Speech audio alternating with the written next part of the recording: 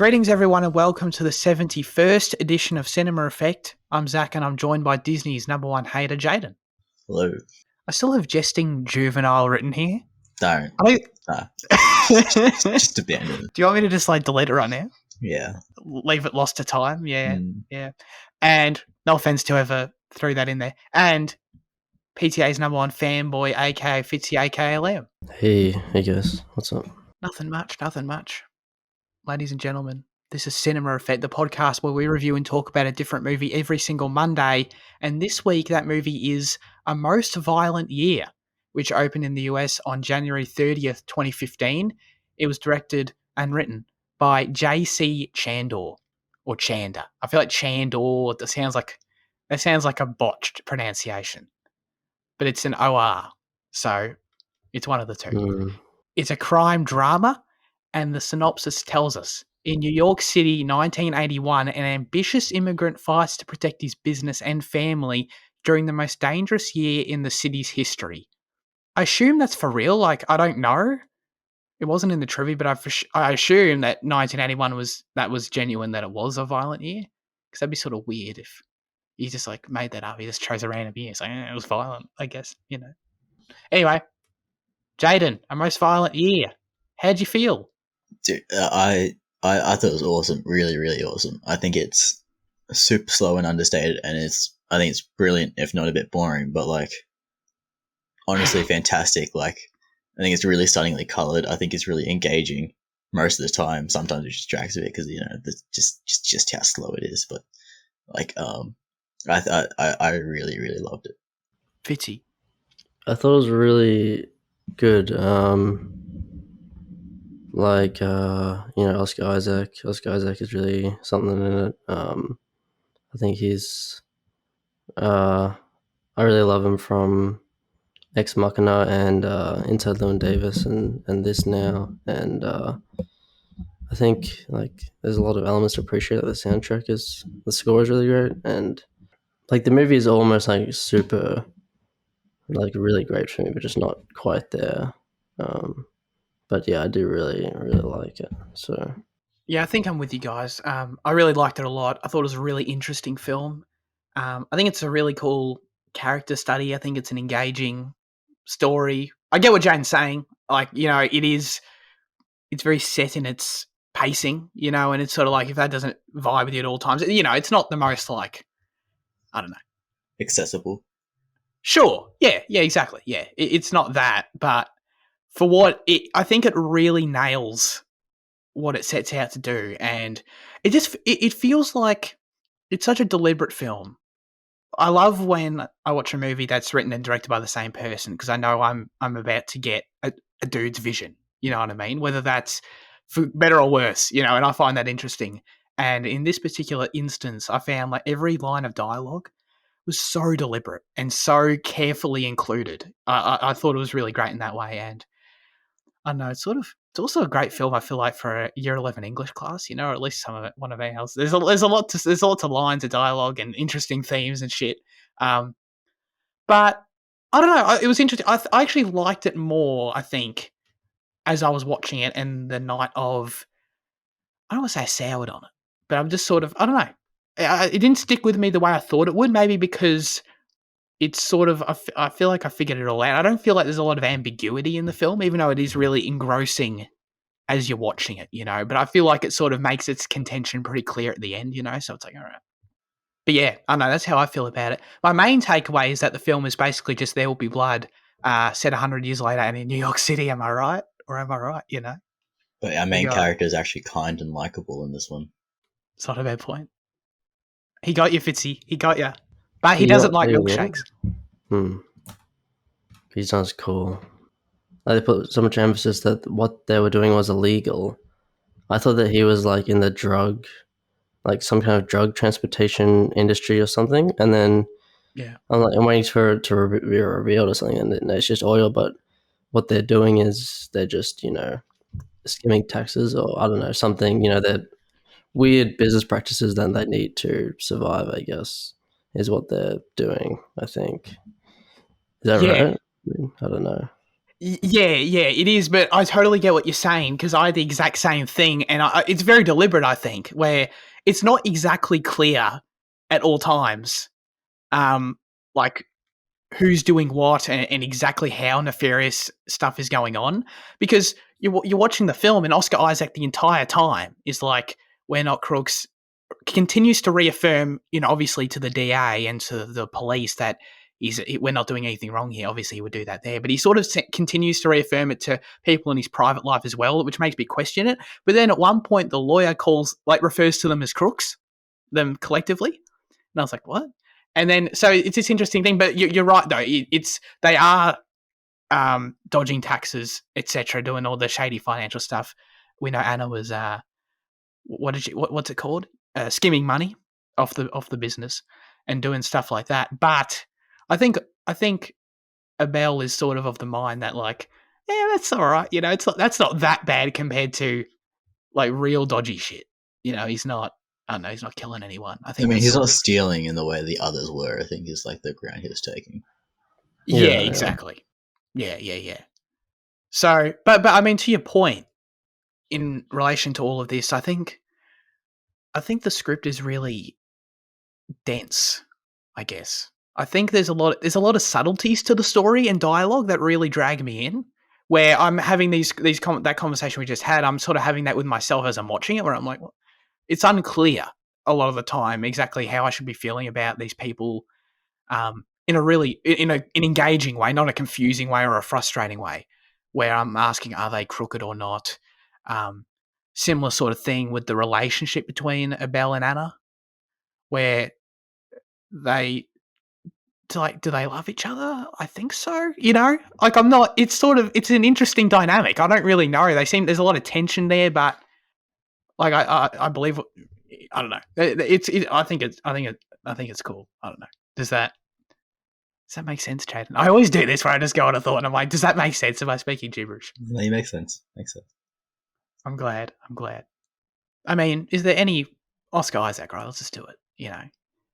He's sensational. I feel like maybe this is just me because like just what I've seen him in or whatever, and maybe everyone else is not in this frame of mind at all. I feel like he's still not seen on the level he should be. Like I haven't seen Next Mark, and maybe that's the piece of the puzzle I'm missing. But dude, he is killer. Like he's leading man material, like top star material. This entire movie, he carries this movie, and he's sensational. I just can't speak more highly of him. And I didn't know, like, I love Oscar Isaac. If you'd asked me a week ago, I love Oscar Isaac, but I also don't know if I could have said he could carry a movie like this. His character was so compelling that I had this thought of, if this movie were, I don't know, in like a hypothetical universe, if this were a TV show, if this were like a 6-season TV show with Abel Morales and Oscar Isaac, that shit sounds dope. That sounds like, dude, he is like Walter White. I haven't seen Mad Men, but like Don Draper sort of level of a character here, just in this movie. And I don't know, I wasn't expecting it. Can you? I assume you echoed me already, Fitzy. I believe in your intro. I assume you agree. No, yeah, he's really something in this film. But like he has so much range as well. Like he also plays this guy who just got out of prison in Drive, and he's like almost like he feels so different in that film as well. So like, yeah, I think he's very underappreciated. And like inside Llewyn Davis as well as the Coen Brothers film I was talking about is he's really great in that as well. So yeah, looking forward to him in Dune and stuff. Yes, that's right. I forgot he's in June. And I know, I know I'm the Star Wars guy, but I just thought, like, I didn't put him in a box there at all. But seeing him in this film, and The Force Awakens came out a year later, and how Oh wow, he that's weird when you totally put it like nails. that. Yeah, he totally nails both of them. Like he is that perfect, like, Mm. adventure pulpy dude in Star Wars, and then he can do this. It's like, you're totally right about the range thing. I couldn't agree more, dude. I think he's finally reaching a point of like adequate appreciation for his talents. I just think it's come like pretty late in his career because he's Yeah, what he's 50 odd now, right? I don't know. Or am I putting that way too high? Oh, I don't know. He's actually 33. No, 42. 42. All right, yeah, I overshot quite a bit. No offense, Oscar. No, he's got plenty of time. Discard what I was going to say. No, but I get what you mean. Because I'm of the exact same mind. But I watched him in a movie, but he's also just, I don't know, he's just a really interesting character outside of just the portrayal of him. I'm hooked at every word this guy's saying, to be totally honest. It's because the way he stares at the camera. Stare a little longer. Yeah. That was a terrific scene. I love that.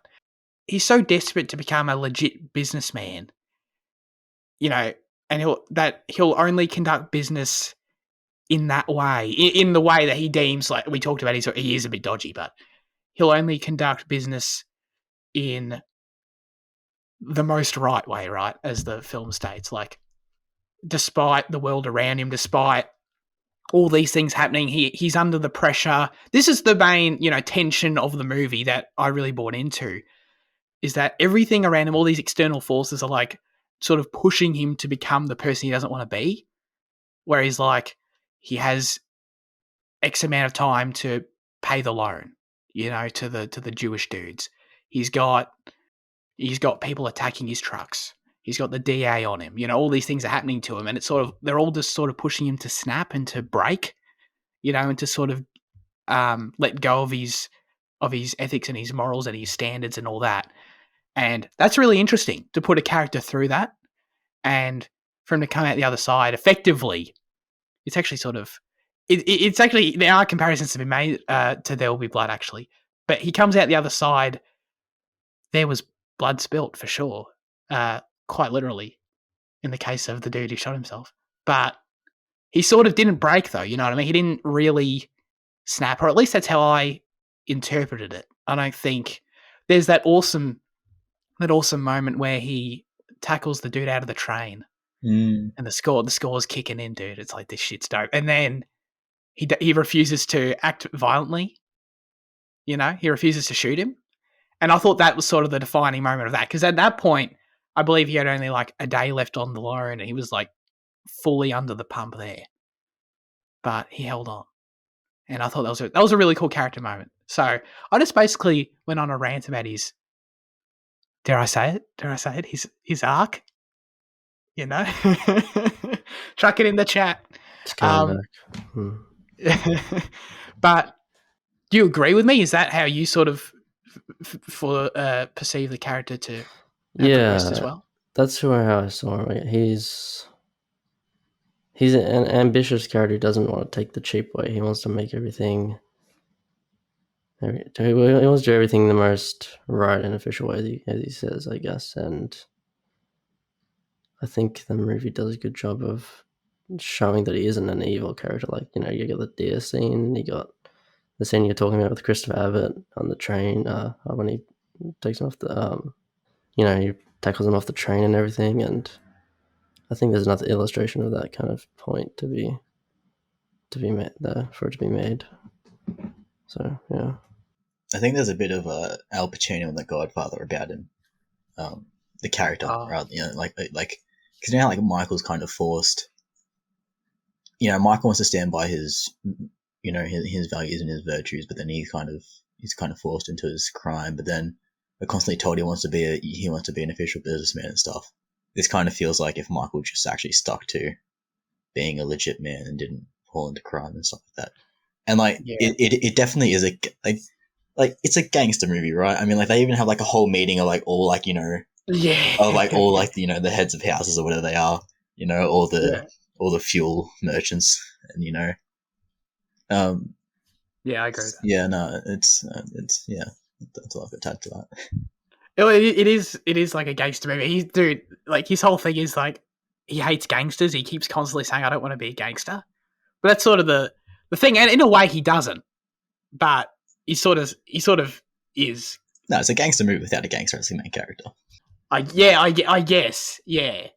But yeah, he said, yeah, no, that's right. I like that scene where the meaning. But I also like the scene that we mentioned about the deer and him killing the deer. It's like, it's another one of those things where it's like, oh, symbolism, but it's cool. I like that shit. I like when every scene like feels like, okay, That scene was engaging. That scene had a point, and basically every scene in the movie's like this. It's like I get it. I get the point, but it's not obnoxious at all, you know. And I think what makes it not obnoxious, where it's like, oh, if he were by himself and it's just like, oh, he ran over the deer and he didn't want to kill it, it's like, all right, I get it. But I think the fact that Anna comes out and just completely blasts the deer, and then it has the conversation where it's like, well, you don't want to, you don't have what it takes, you don't want to do what you have to do right now, especially, you know, a most violent year in the most violent year in the city's history or whatever it's meant to be. You know, he doesn't have the balls. Didn't he? Didn't she? He called her. She called him a pussy, I think. Yeah. But you know, yeah, straight up, you know. But I found that really interesting too. It all contributes to the what we're spouting right now, you know, to the shit we're preaching. When he found out who bought the oil from the robbers, I thought he would have that Michael Corleone moment where he, you know, like executes two of them at the same time or some bullshit. But I renounce Satan. But he doesn't. He doesn't do that. So that's a way in which he's, you know, different from those kind of characters. I guess he doesn't actually kill the guy in the barber, and I was kind of expecting that, but he just like asks him for money, like compensation instead. So the thing is, if the movie had chose that route, I could see it being totally awesome in the way it would have been done as well. Like, I mean, like, yeah, it would have been like super subtle and simple, and like you just one shot, then cuts to the outside of the shop, and we just see a bit of blood spray, and like, I reckon that would have been epic. But you know, I think like it would have been very well done. But yeah, that's true. If that were the vision, that I trust that would have been very capably done as well and very entertaining as well, and in a way, perhaps more entertaining. You know, like, because there's something about, you know, these stories that we're talking about, The Godfather, There'll Be Blood. There's something about like seeing someone dragged into the depths of hell, like ethically or whatever, you know, to do these terrible things. That's really interesting and engaging. But I like that it's sort of it plays with that, but it doesn't do it very intentionally. You know, it's sort of an anti Godfather or whatever. You know, I don't know if you guys knew Javier Bardem was meant to be in the lead in this movie, and he left the project. When he left the project, Jessica Chastain, who was always attached, wrote to J.C. Chandor an impassioned 3-page letter asking him to consider Oscar Isaac for the lead role. And he replied and said that he was already considering him. And obviously that was meant to be, wasn't it? Because apparently Jessica Chastain and Oscar Isaac were classmates at that acting school. What's that acting school? Juilliard? Is that what it's called? Yeah. Is it? I don't. Chastain like 4 years older than him? 2 years? Hold on. What, you can't study acting when you're a different age? What? I don't know. The classmates, you know, I just sort of assumed that. Oh yeah, not like obviously fair, but like yeah. Yeah, no, I get what you mean. Yeah. It's interesting. It's interesting. But hey, she was right. I'm glad that all worked out. I don't really like how kind of one note Jessica Chastain's character in this film is. She's just kind of like this overly aggressive character, and I didn't feel there was like another side to her. Yeah, I think like she's a good actress, but I don't think she was written like fully well. It didn't bother me, but I hear you for sure. I think it's just the fact that, you know, having seen the film, if I'm like, you know, trying to step into the director's head here, where this is Abel's movie and she's a strong supporting character. Exactly. She's there to sort of push him. You know, it's not like, but but I get what you mean though. Like, this could have been also interesting if it were like a co-lead movie, you know, and they're both sort of as integral to the story as each other. But that's not really the case in the product we got, I don't think. But you didn't like when she was like handing out the party bags. The party bags. You Why know, that say specifically? I don't know. I remember that scene because I actually forgot that part. Are they called party bags? You know, in the bags you get at the end of the birthday party? Yeah. I feel they existed. Exactly. I forgot they existed. And when she was there going like, hey, there you go, sweetie, I'm like, holy shit. Like, I used to get those. That's wild. When was the last time you reckon you got one? Dude, that's a great question. I don't know. I can't remember for sure. I don't know, maybe like 2012? It's sad. Anyway, so what I'm saying is that next social occasion of any type we do or I do with anyone listening, please give me a party bag. Bring one. Probably, Please do. I think my favorite scene in the movie is when they're cross cutting between. Is the driver's name Julian? Julian? Yeah. Yeah. Yeah. When they're cross cutting between him and that sales kid's first solo call, like oh dude, that was so brilliant. Like that was the most fantastic like tension piece I've seen in like a long time. Like the way that like it because like it kind of builds up to the. I feel like the generic expectancy is that it's going to build up and then two bad things are going to happen, but it was like no, it's probably going to use one as a point of difference and show how sales is safer. And had he moved Julian, then it would be all right. So I was that's interesting. I was kind of like all right, so this one's going to be a fake out, and then this was going to be a problem. But then like they both ended up being these like dangerous things, and like I just thought that was so brilliant. I think the payoff for the truck scene, like I think as I think the way that the truck scene kind of flows throughout the movie, I wish we saw a bit more of the sales kit and a bit more of the aftermath of that. But dude, I think that cross cutting that's superb. Totally. I really cared too. Like I cared about that sales kid. He's all like young and shit. He's like, I've got to go and make my first sale, and I'm a bit nervous about it. And every scene with him and Oscar Isaac is great. Like Oscar Isaac's like genuinely determined to like give this employee like the advice he needs, instill him with the confidence. Like you're gonna nail it. It's great. And then he gets there and just gets. When the dude like came from outside the door and punched him, like, oh shit! Like I was like, he was doing such a good job as well. Oh, dude, I was like, damn, I'd buy. I'd invest in this company or whatever. They do. I'd switch my plan. Yeah. Is that what the? So what are they selling? What is that? What they're doing? Like getting investors or something? No, they're just It's like a. I forget like any energy company name in Australia, but it's like if like Origin Energy really came to your door and like let me give you a quote on like how much we could save you. Yeah. So they supply energy to people, to the houses, or something. Is it gas?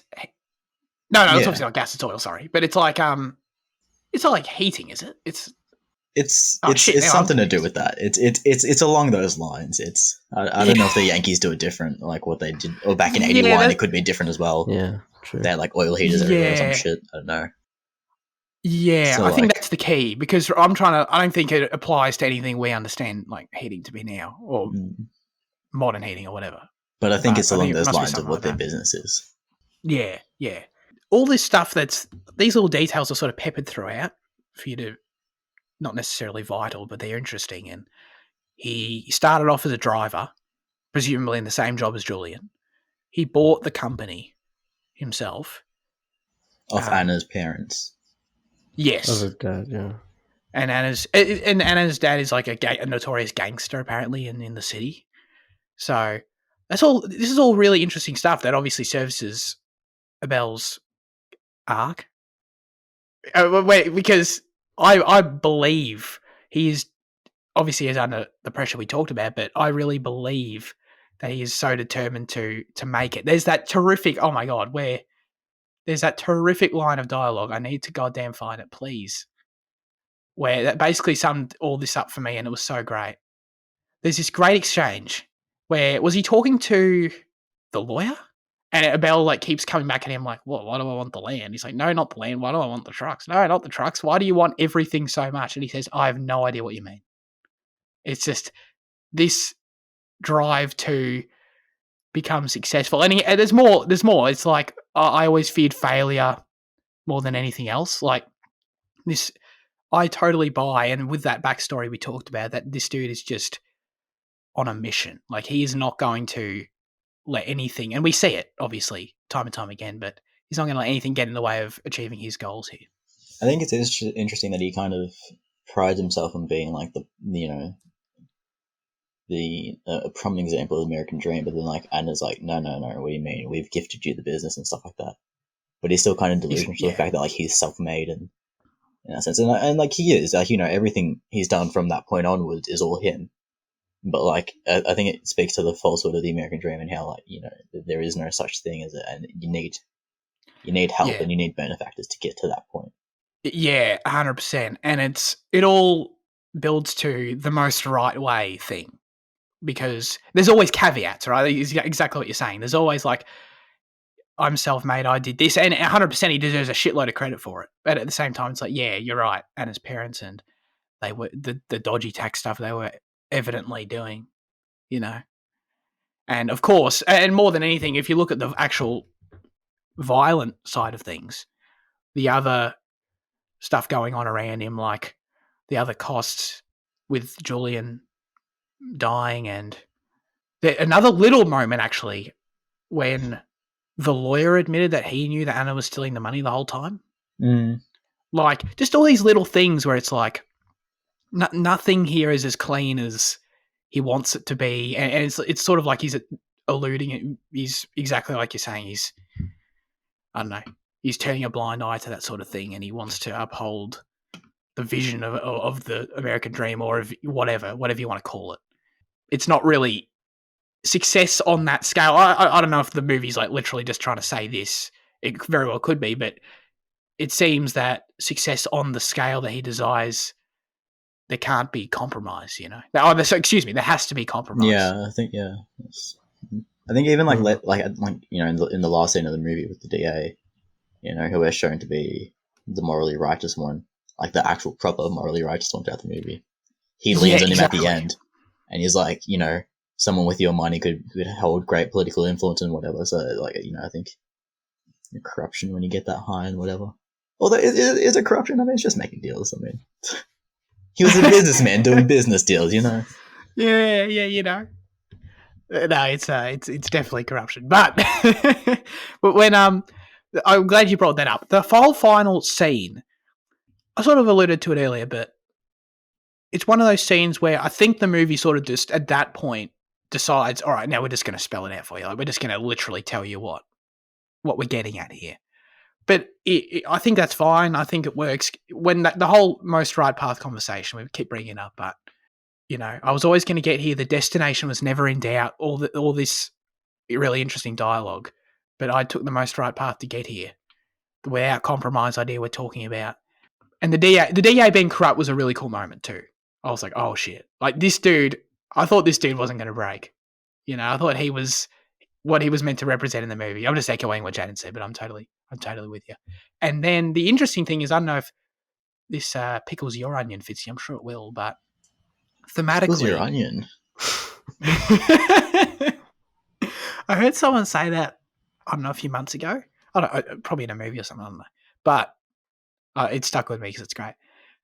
A bit of trivia though, which sums all of this up. Thematically, much of the film is derived from, I forgot we learnt this, Fitzy, but the philosophical theory deontology by Kant. Kant's theory states that a person should not make moral choices based on a possible outcome, but instead should make choices based on what is, quote, most right.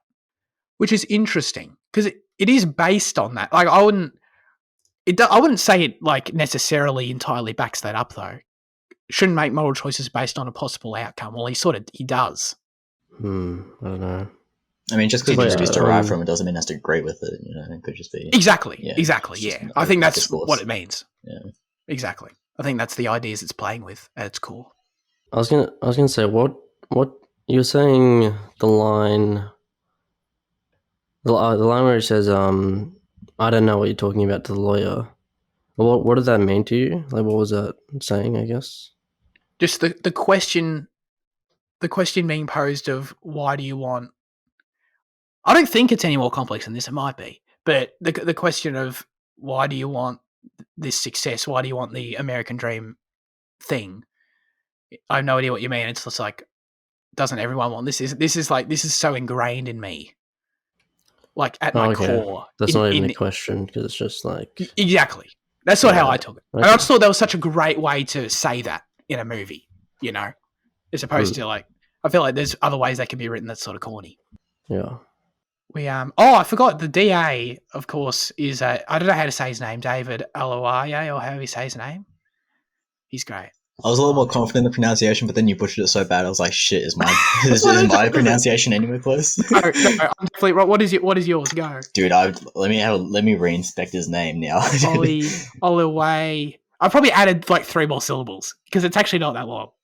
He is great. I, of course, know him from, or Jan and I know him as Agent Callus in Star Wars Rebels. And he's great there too. Is he him? He is Agent Callus, yeah. Why'd they make him white then? That's a great question. The Empire's racist. I mean, that's true. Yeah, that's actually fair. Yeah, but I guess that'd be the reason. That's true. But he's great. He's great in that show. David Oyelowo. I don't know. Yeah, I would have gone with like Oyelowo or something like that. Yeah. Oh, he was the Rise of the Planet of the Apes. Yeah. Guy, the boss guy. The boss of the labs. Yeah. Oh, yes, he was too. Yeah.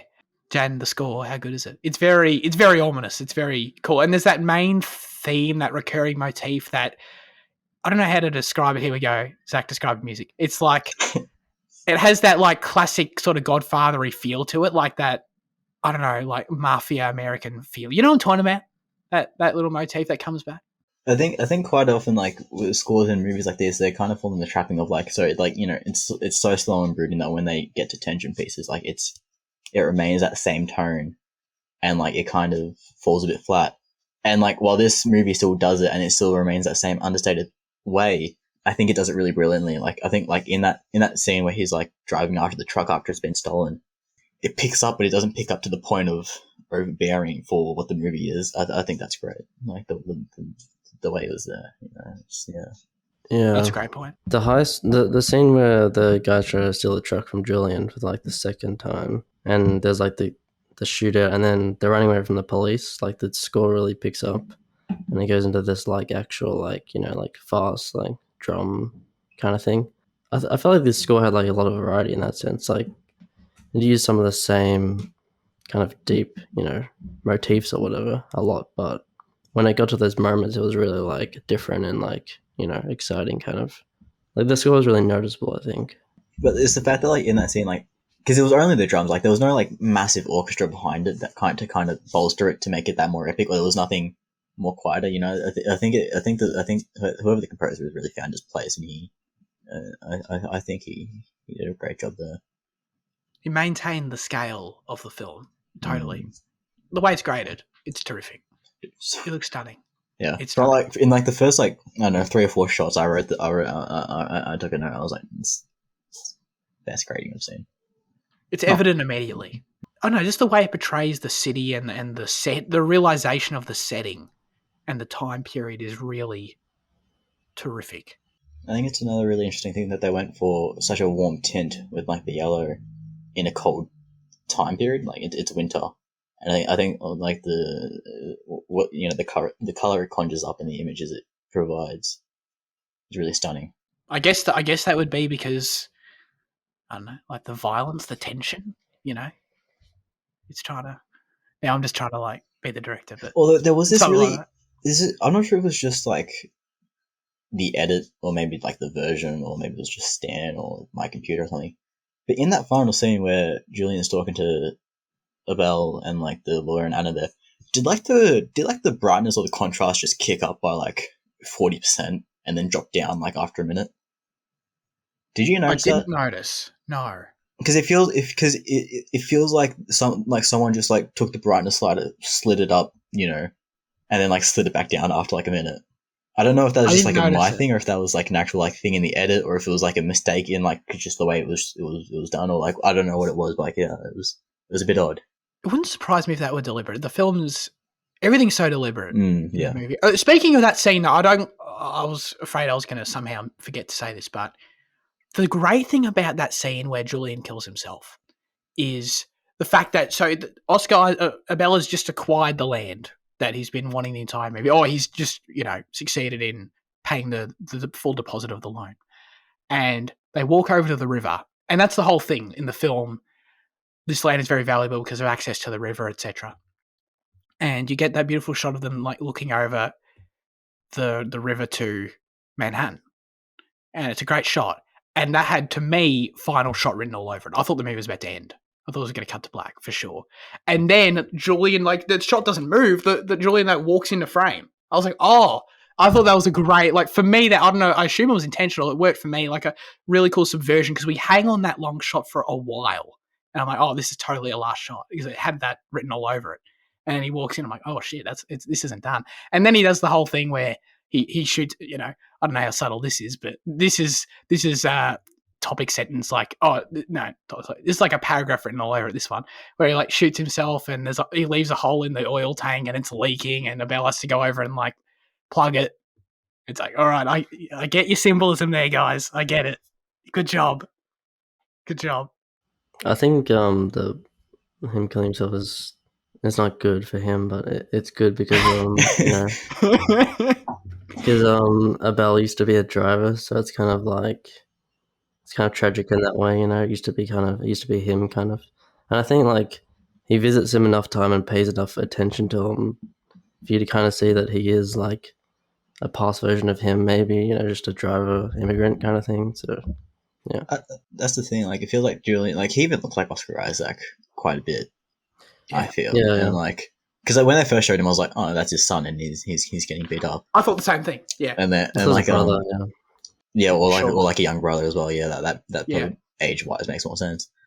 But then like I think it acts as a point of difference, like where Abel's life could have led had he not, acquired the business. And I think it just like the two alternative paths of trying to achieve the American dream. Once again, talking about the American dream, I feel like that's what the movie really hammers on about. And I feel like, Julian in being like Abel in so many ways, it looks most obviously, but like he's also constantly trying to learn off him, and he's constantly acquiring this wisdom, knowledge and shit.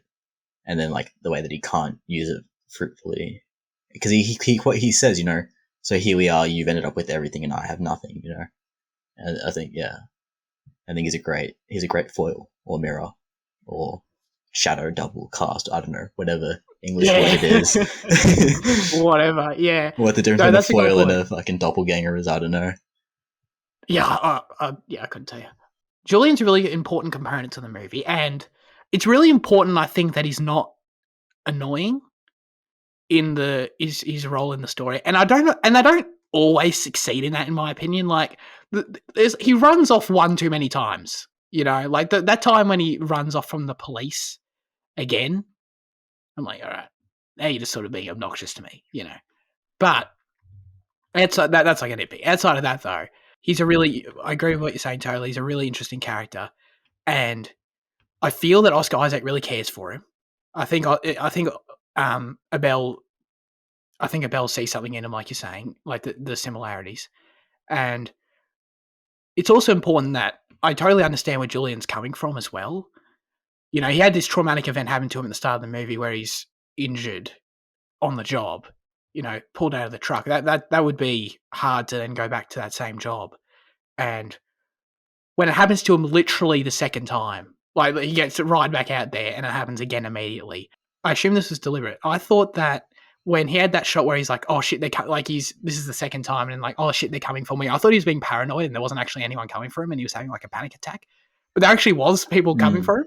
And I was like, oh Jesus, that's terrifying. And then of course, because he brought a gun, totally understandably, to protect himself, but that of course creates major conflict with Abel. So it's in that component of it that creates good tension, well crafted, dynamics between the characters, where I totally understand where both of them are coming from.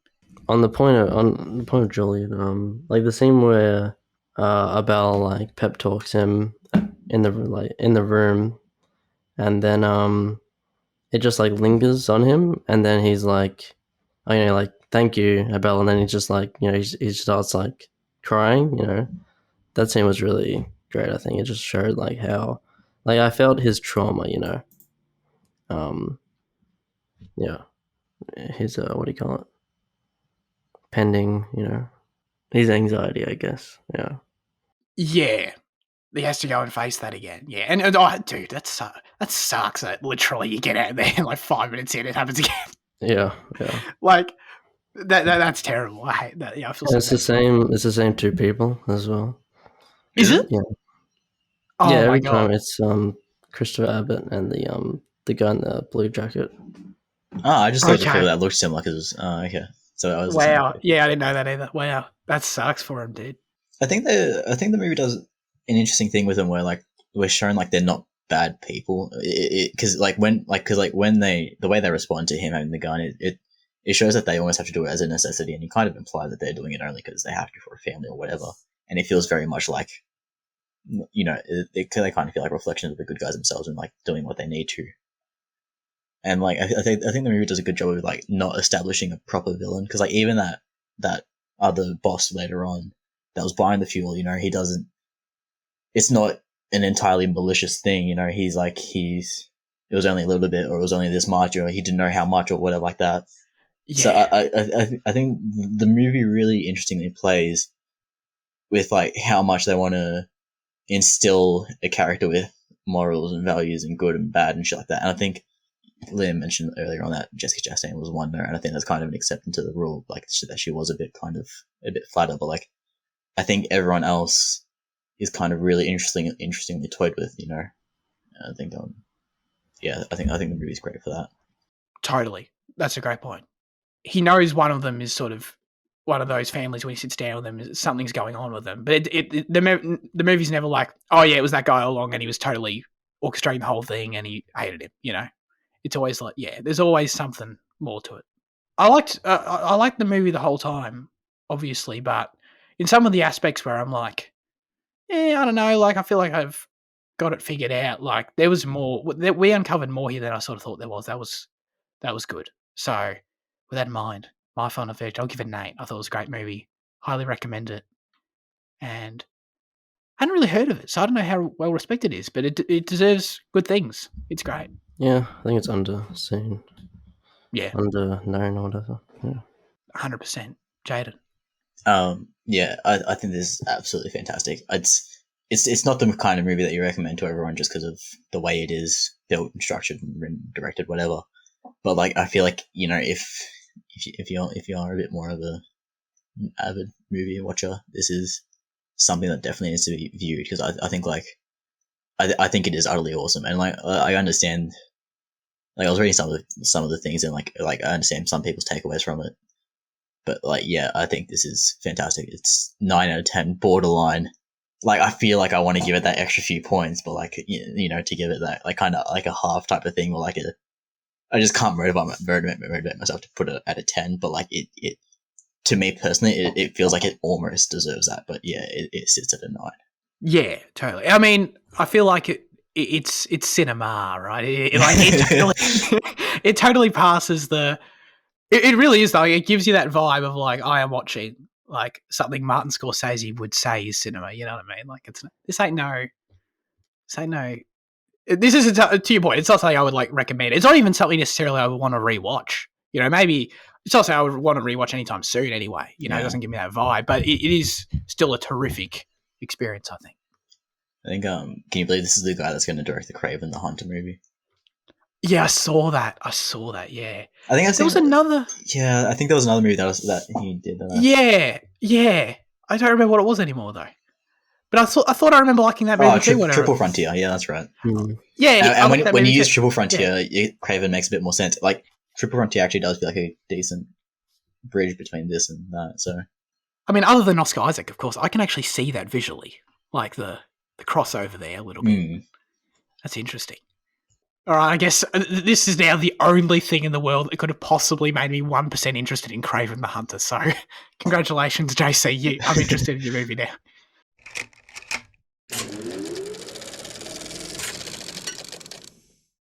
All right, let's get into news chat.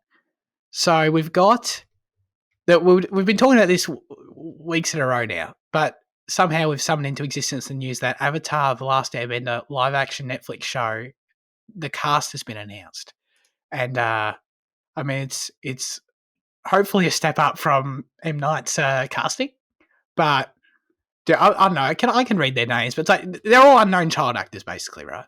Obviously. I don't think you don't recognise them. No, I don't know any of them. No. I don't know. No disrespect to them at all. Hopefully we'll know them all after this. But I want to know how do you feel about just like this is sort of a shallow conversation because it's not like we understand their body of work. But how do you feel about the way they look? You know, are they up to scratch for you right now?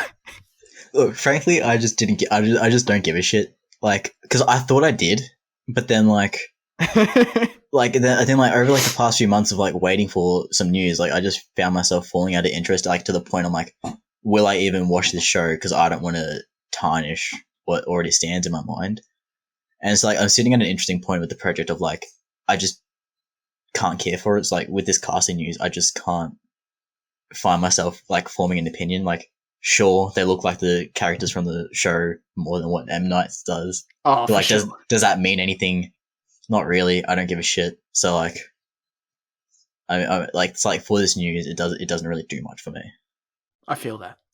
For me, it's just one of those. It's the first in many building blocks for me to be excited. You know, I think this does have significance to me. Like I'm not much. I'm not saying like holy shit, this thing's going to be amazing now by any means, but it's just this is like okay, the very first step. They got it right as far as I'm concerned right now. That's great. I feel like if I need to get to like 100% to be like, dude, I'm all in on watching this show. I'm at like 4%. You know, like they did a thing. They did something slightly right. You know, when as they far as I'm cast concerned. Ira, is when it might be interesting. You know, Yeah, dude. because I'm not sure if we mentioned like I think that the Ira in the movie is kind of decent, although it looks nothing like him. I think he's fine. Yeah. But like, I'd really like some fat 60-year-old They're gonna do that for sure. They're gonna do that. to play Ira in this, and then I want to see him get buffed for season 3 like he does in the jail. You know, it's like I want to see him do 1,000 crunches. yeah, I want to see style. this 60-year-old like actually properly transform his body. That shit was great in those episodes where he was like just doing crazy sit-ups. I'm like, dude, this guy's jacked. But oh yeah, no, they're gonna nail. I've got confidence they're gonna nail Iro. That's gonna be right. But if you haven't seen the cast, right, basically they look pretty spot on. Is the sentiment that is coming out here, especially when comparisons are going to be made. I understand. Like we love you, Dev Patel. You look nothing like Zuko, and you actually got a guy that looks like Zuko. It's like, all right, that's good. You know, that's something. I appreciate you. And as long as he doesn't come in and it's like his name's Zocko, Zucko, Zucko. Oh my god, bit of a bummer, if anything. The Lord of the Rings Amazon show, we've getting more and more details coming out over the last few weeks, and there was confirmation that filming has moved to the UK and they are ditching old mate New Zealand. They're out of that joint. So that's sort of a bummer. I don't know. It sucks for the let's get all global economics here, but it sucks for the New Zealand economy. Yeah, wasn't this meant to bring in like fucking hundreds of millions for the Kiwis? It would have. Because I think I saw a news report actually like speculating like how much it's going to bring in like business and like tourism and shit. Oh, dude, that's crazy for them.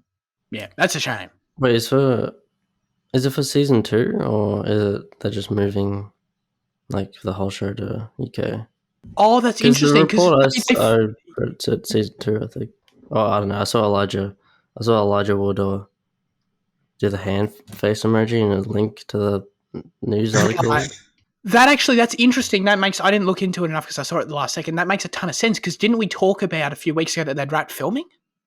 Yeah, I don't know where they're going to find like a natural mountain range as a spectacle, as much of a spectacle as what they have in New Zealand and the UK. Yeah, you're right. Second season. So they must have completed season 1 in New Zealand. Cool, yeah. All right, well, at least we can enjoy that. Well, it'd be interesting if people like notice the difference, you know? Season 2 rolls around, it's just shit. But, the sky's a lot more grayer. Yeah, it's constantly raining. Yeah, dude. It's like you see little red boxes, telephone boxes. Yeah. You know? Stonehenge pops up. What's Hogwarts there? Yeah, exactly. It just feels odd that they have all the facilities to make the series in New Zealand. You know, they have Hobbiton. I don't know how much they're going to use that in this series, but they have the landscape. They have everything they need there. It feels odd to move it to the UK. You know. I assume there's probably some financial. Yeah, I mean, like reasons. That's got to be like the rest. That's all it is. Yeah.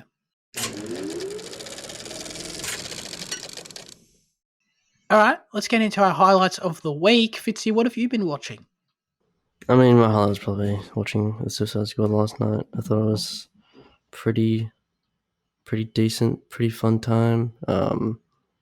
Yeah, James Gunn is a good director. Soundtrack's really kicking great. I think the movie's really like structured really well, paced really well. Lots of funny. The movie is like very comedic, and lots of things I found funny. Some things I didn't find funny, and yeah, there's a mix there. But I definitely enjoyed the film overall. I thought it was a fun time. So you're telling me it's better than 2016? That's what you're telling me right now. It's slightly better. Yes. Oh, No, it's a lot shit. better. It's a lot better than 2016. Obviously. Yes. Like, I think James Gunn stamps that he in this movie that he deserves more recognition or respect as a director, because like, while I don't like everything he does, I can recognize the value in what he does, and I think there's really amazing things.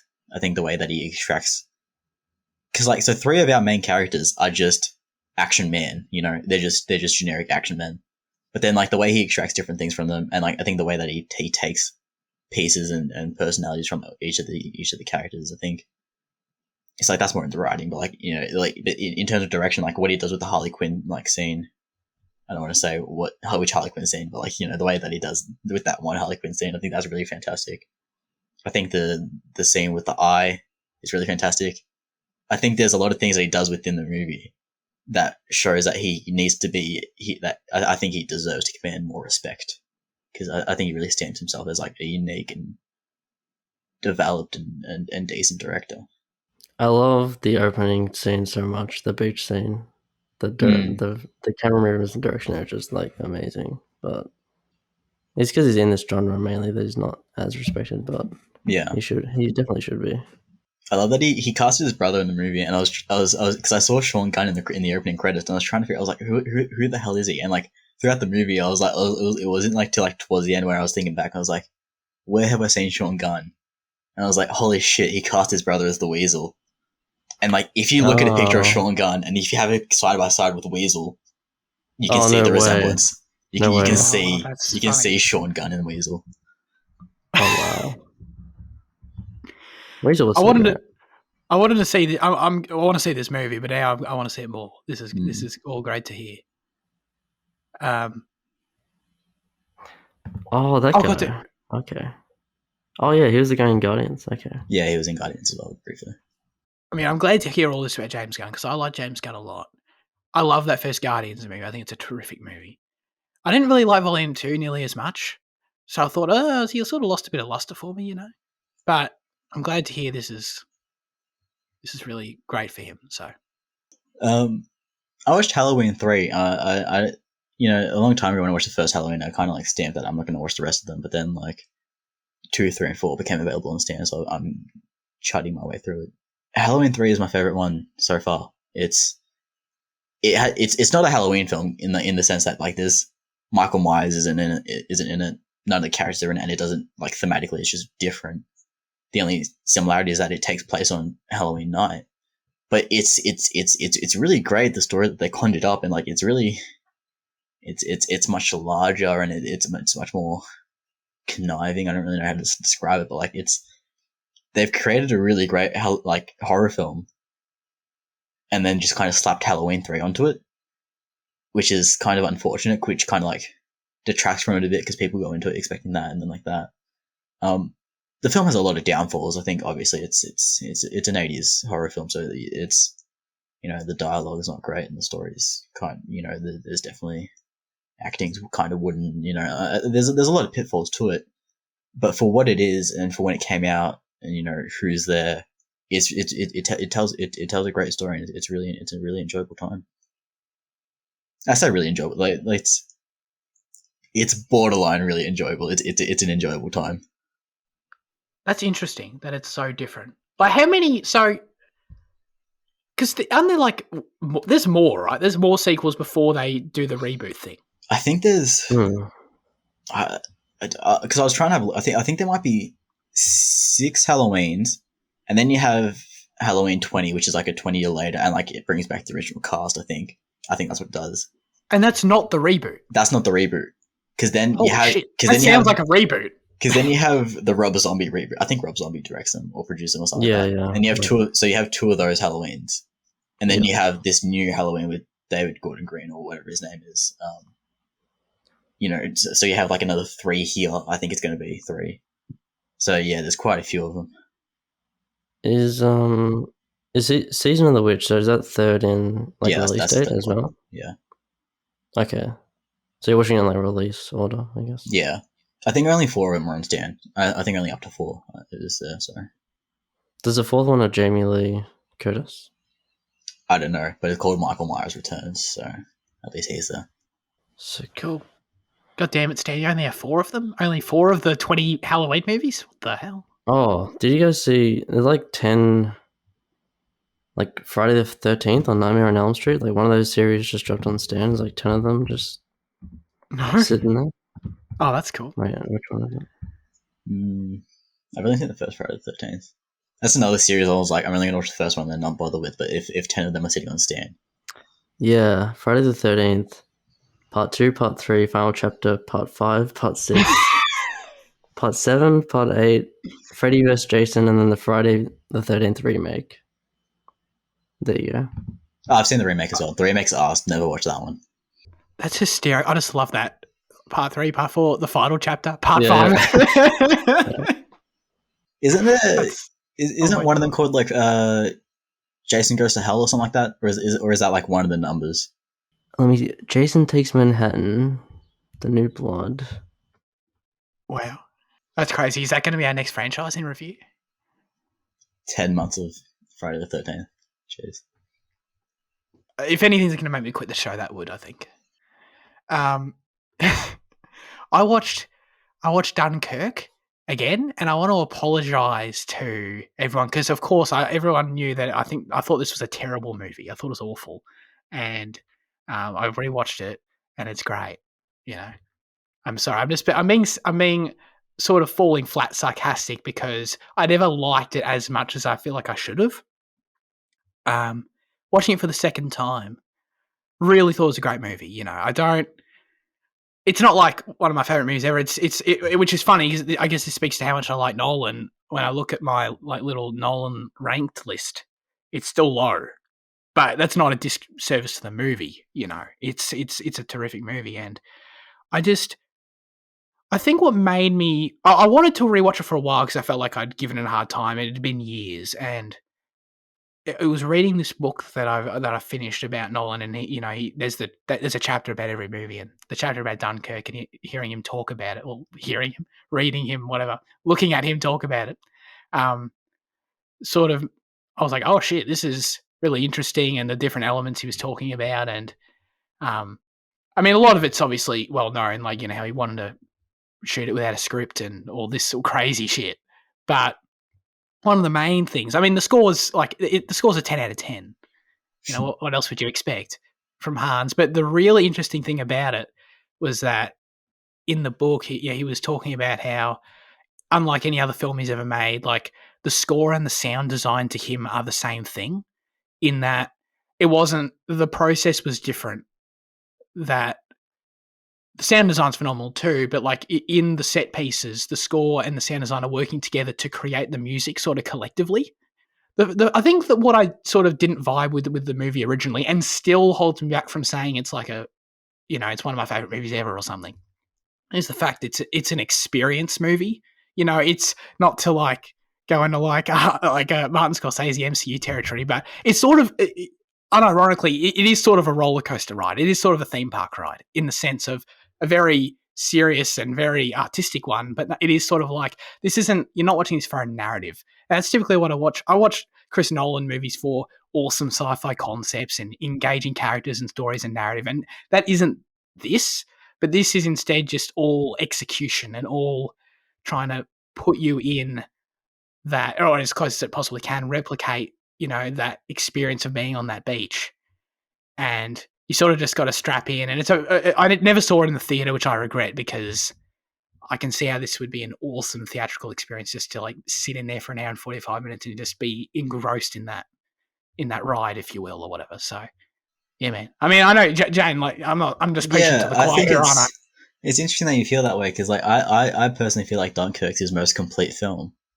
It is my favorite film of his. I feel like it is his best work. I think everything that he'd been fucking with for the past 10 years, 15 years at that point, rather, like more than that, everything that he'd been toying with, building upon, I think everything kind of built to Dunkirk, and I think he nails it in every aspect there. And I understand what you say about an experience, but I feel like there's still a larger narrative at play with Dunkirk.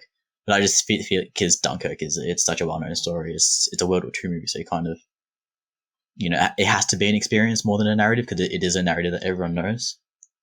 Well, I say everyone, but like most people should know. So I feel like that's kind of where that goes. But yeah, no, it's you say valid stuff.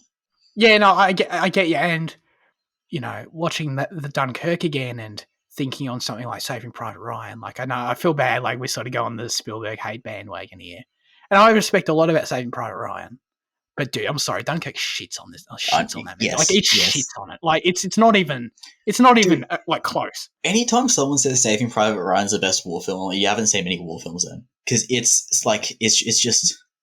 They're like, oh, but Omaha Beach is such a good sequence. No, it's not. It's fucking just people dying. Get over it. Like, it's like, oh, look, he gets shot in the water bottle. So first water comes out and then blood comes out. It makes sense. Like, get over it. It's fucking nothing. Like, Saving Private Ryan is fine. It's not. It's far from best of anything though. Yeah. I think Save It, like, I sounds like I like that sequence more than you do. But I also, like, people talk about it like it's the best sequence ever. Maybe I had to be there. I don't think it's the best sequence ever. I think it's a good sequence. Yeah. Yeah, exactly. I think it's a good sequence. I think it's a really good sequence, but it's not like top tier sequence for me or whatever. And I think that movie has heart. It's just also really long. And once you get out of that opening sequence, like that opening sequence is from an execution, like everything we're talking about with Dunkirk being an experience. That opening sequence is an experience. But it's sort of, you've done it in 15 minutes and then you've got to get on with the rest of the movie.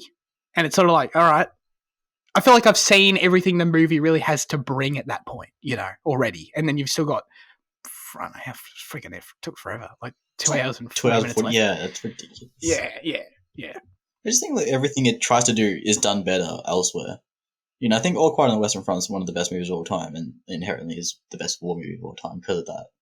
And like all you needed, like it was made 60 years prior to it, and it just is just all its scenes of war and like as it like rolls over the battlefield, it just does it so much better in my opinion. It's just in my opinion, it's rather invalid in the grand scheme of things, but like it's just I don't know. I just wish more people would watch stuff that's not Saving Private Ryan.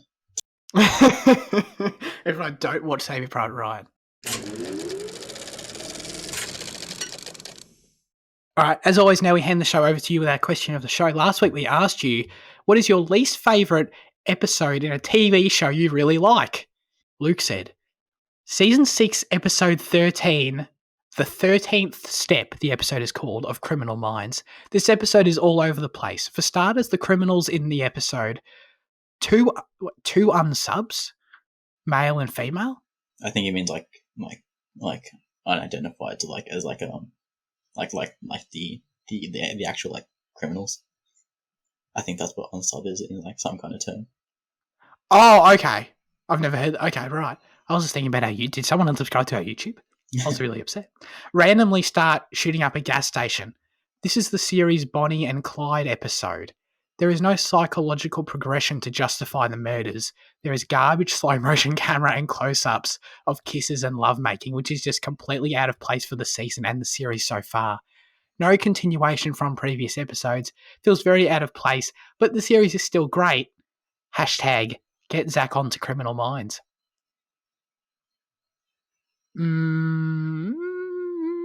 man. I don't know. Hashtag watch Black Sails. That's my counter.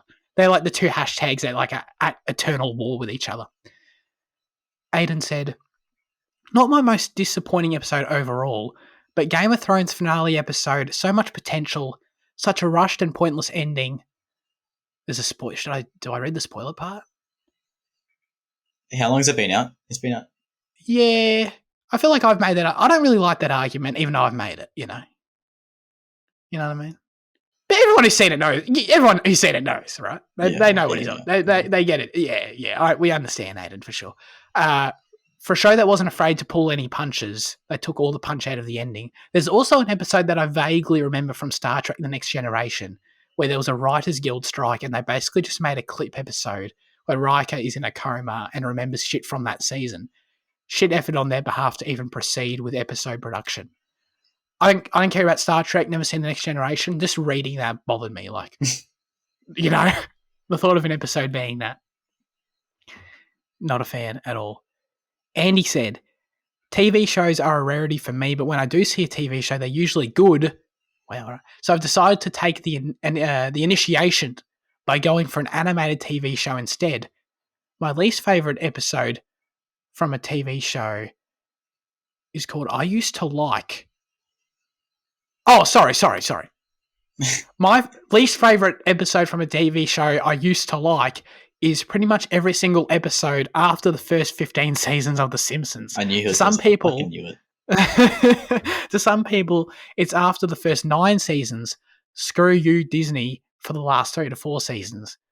Also, don't forget to read the YouTube comments, Zach. Yes, I'm sorry, Andy. That was last week's bungle on my part, but I read this one, so we got in-depth answers for sure. And I feel like when you're passionate about a show, that makes all the sense in the world. Do you have an answer for this, Fitzy? I had to think about this a little bit, and I still don't know if my answers are great, but God, I probably should have thought about this more because I don't really have a good answer because there's no out of my favorite TV shows, there's no episode that I actually dislike. Yeah, I don't know. It was just hard to find. I looked for IMDb ratings, thinking if I could remember anything or something, but in terms of the quality of the overall show versus a single episode, I think for me, I think The Wire is a masterpiece, but the pilot to The Wire is kind of average compared to other pilots like Breaking Bad, Sopranos and stuff, and it's a lot of setup as well, and it's kind of there's so many characters and things happening in The Wire, and the first episode is just like bombarding you with the information and the themes that are going to be like continued and that you're going to get used to and come to understand throughout the show. So it's a lot for a pilot, and it's kind of the part of the entertainment out of the show is like connecting all the dots and everything, and it's just starting to blot little dots in. So it's kind of like inherently a show where the pilot isn't going to be as good, but I still like the pilot, but I've kind of got 2 answers, I guess. So the one when I messaged Zach about the question, the example I used was season 2, episode 7 of Stranger Things. I think it's episode 7. The one where 11 fucks off to the city and she goes to find her sister. I remember that. It's god awful. It really is. It completely breaks the flow of the season. Because right before that we get like a big moment or a reveal or something like in the main storyline, and then the next episode just cuts to 11, just dicking around in the city, and like the character she meets is shit. The story is shit. There, it's just bad. It's just really bad. I just really don't like it at all. Like, in fact, when I was rewatching it, I just skipped over it. I just skipped over that episode completely because I just did not want to deal with it. Yeah, dude, it's just. I'm glad there's nothing else like that in the series, but yeah, that's bad. Oh, I remember how people hated this episode. Yeah. Oh yeah. Yeah, I remember not liking that. I mean, the answer's obviously Fly, right? Fly, directed by Ruin Johnson. Terrible episode. What? There's an episode of Breaking Bad called Fly, okay, where they deal with literally a fly. Now, I believe my understanding is that that the episode is like that also because of a Writers Guild strike, to my knowledge. So which is pretty funny, like whenever those situations arise. But no, I'm joking. The episode's good. I like the episode. But I mean, I understand why it stands out. It is different. I don't know, man. I think in a show, sort of taking Fitzy's route of a show that I really like, but just like looking for the weakest link, yeah, Game of Thrones, like The Long Night. That episode's not good at all. Is that the Battles one? Yeah, it's episode 3 of season 8. Yeah, it's really not good. It's in my opinion, like I say it all the time, but I really loved rewatching the show all the way through, like beginning to end, like no breaks. And and it made me like it's 100% the worst episode of the show. Like you can't. Well, I know people like the finale less, and that's fine. But like you're counting anything before it, like it's not really an argument can be made in my opinion. But just the most contradictory statement ever. But there's that, and I also think of this is to a much lesser extent. Like this is probably like more of like a shout out tier, but like chapter 10 of The Mandalorian is like, all right, you know, that's the one where there's the spider episode, Jaden. Oh, okay. It's cool. Like I think it's cool visuals. I don't think it's a bad episode, but it's like compared to I think season 2 of The Mandalorian is a banging the whole way. Like that season does not let up, in my opinion, from in terms of narrative momentum. And that's the one episode where I'm like, I don't think it took me until like I think like when we were talking about it on the show, like just our weekly watches. I think it was until like episode 5 or 4 or 5 of like The Mandalorian season 2. I was like, all right, this show is actually decent. So like, while I agree with you about the episode not being great, I don't have like that kind of sentiment of it being that great of a show overall. You know. Sure, I get that. As always, we'd love you to submit your questions, thoughts, and reviews for next week's film in the YouTube comment section, or send us a DM on Instagram, or the Discord. Check it out. But the specific question we'll be asking you for next week's episode is: what is your favorite Martin Scorsese movie? Let us know. That is, of course, if you're unaware, Martin Scorsese. If you got confused because he's a friend of the show, he will be now. Disney's number 2 hater. Biggest hater. That's right. And then Tarantino's number 3. He's like right there. Will he be friends with the show as of next week, or have we already done 2? I think we've done Goodfellas. I think that's it. Yeah, I think that might be it.